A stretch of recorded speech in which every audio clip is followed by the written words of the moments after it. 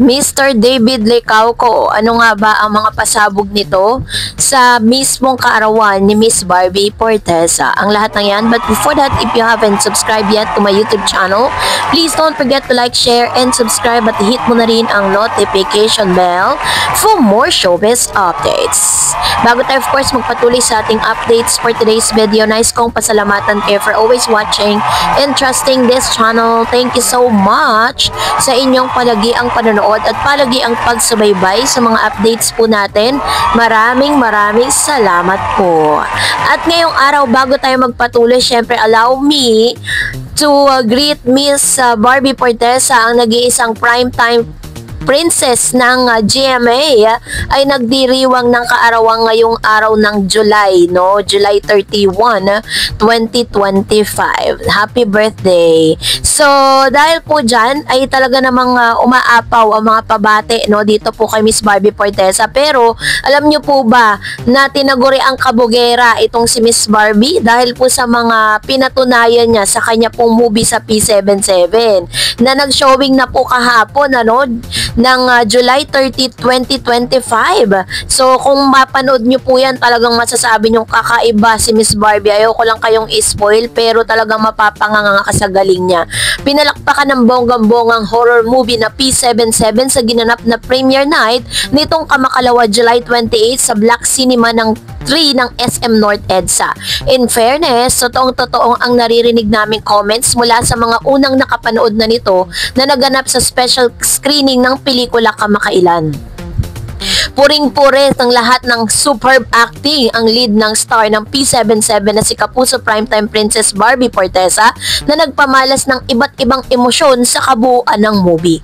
Kasama rin dito ni Barbie ang award-winning child actor na si Ewan Micael at ang veteran stars na sina Jackie Lu Blanco, Carlos Sigyon Reyna, Gina Pareño, Rosana Roses, Chrome, Kosho at JC Alcantara. Para sa amin, ito na ang pinakamagandang pelikula na nagawa ni Barbie sa ilang taon na niya sa showbiz industry at matatawag naming isa sa pinaka-best Pinoy horror movie na mapapanood namin recent years. Napakarami ipinakitang elements sa psychological horror movie na ito mula sa award-winning filmmaker na si Direk Cabrido na siya ring nasa likod ng premyado at blockbuster horror movie na Malyari. Bukod sa panggulat ng factor ng P77 kung saan ilang beses kaming napamura daw at napasigaw, napakaganda rin ang tema at kwento nito na siguradong pag-uusapan ng mga viewers after nilang manood. So this time, pinag-uusapan din po sa social media ngayon kung ano nga ba ang magiging pasabog, no, nitong si David Licauco para sa natatanging kaarawan na nag-iisang primetime princess na bumubuo at kumakatawan sa love team na Barda. Kasi po dun sa Beauty Empire ay na last day taping for today's video, no, last day na po nila. Sinelebrate po nila yung kaarawan ni Miss Barbie dahil binigyan po nila ng sorpresa. Ayan, meron po silang mga video clips na pinost po sa SOCMED, and nandyan din po mismo si Mr. David Licauco kasi nagtitaping po sila dyan. Pero syempre, mas binigyan importansya muna or parang pinakita muna dyan yung mga yung mga cast, no, katulad si Sam na isa sa mga love interest dito po sa Beauty Empire nitong si Miss Barbie Forteza. Nakita natin na talagang todo support ang lahat ng mga actors and actresses na narito po sa shooting po ng Beauty Empire. Ayan. So, makikita natin that she's very happy at sa kanyang Instagram post, pinost niya po dito ang ilan sa mga post ng mga taong talaga naman nagmamahal kay Miss Barbie Forteza at nag-I love you sa kanya kasi talaga masasabi mo na siya, very lovable kasi si Miss Barbie. Talagang yung kanyang character, very,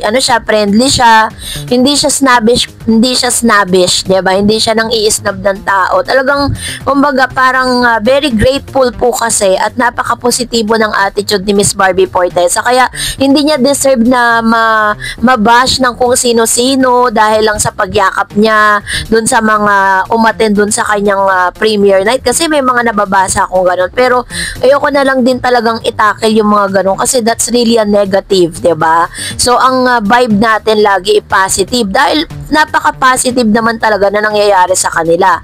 So, inaabangan po natin ano kaya yung kakaibang gagawin ni David Licauco para kay Miss Barbie Forteza sa kaarawan nito kasi napaka-imposible na hindi po siya naghahanda at ang kanyang pamilya. May naririnig-rinig po akong mga chika at ilalabas ko na lang sa inyo kung talagang nangyari na ito na tila meron pong inihahanda ang mami po ni Mr. David Licauco para po kay Miss Barbie Forteza. Kitang-kita natin ang suporta ng pamilya ni Mr. David Licauco with Barbie Forteza. Kaya naman on our behalf, or dito po sa ating channel, happy birthday Miss Barbie Forteza, and may you have many more birthdays to come and you deserve to be happy.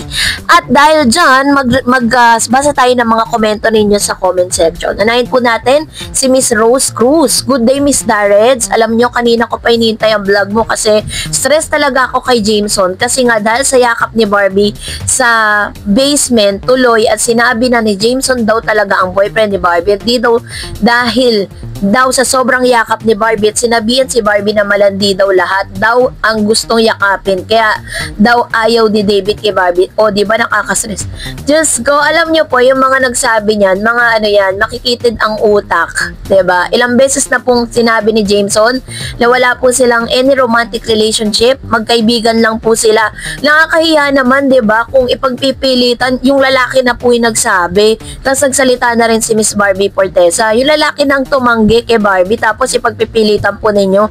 Parang ang baba naman ang pagtingin ng mga bashers na yun kay Miss Barbie Forteza.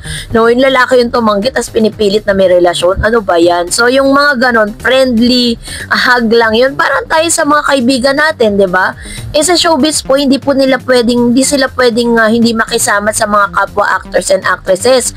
Kasi, katulad ng lagi kong sinasabi, may chance na makatrabaho nila yan in the future, diba? At least meron na silang engagement at meron na rin po silang parang na invest na emotion sa isa't isa, yung friendly na pakikisama nga natin na tawag.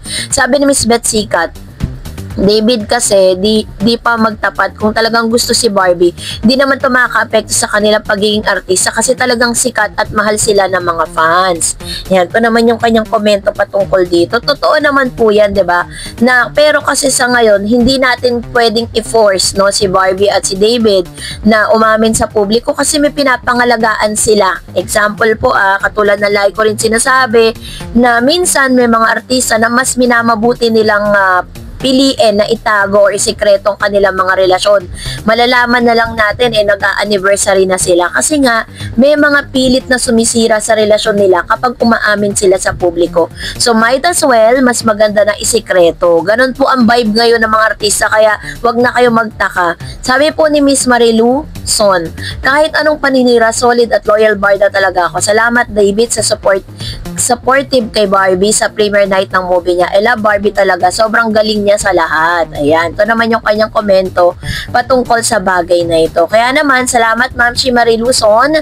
Of course, syempre po, napaka-supportive nyo rin naman yung mga barda supporters and followers. Very supportive kay Miss dito po kay Barbie at saka kay David Licauco. Alam nyo po, for without all of you, ng mga barda fans, hindi naman din magiging ganon kaganda ang karera ng mga yan kung wala pong suporta ninyo. Their comments coming from Miss Elaine Santos. Thank you so much, Madam Darets, for your wonderful reviews about Barbie and David.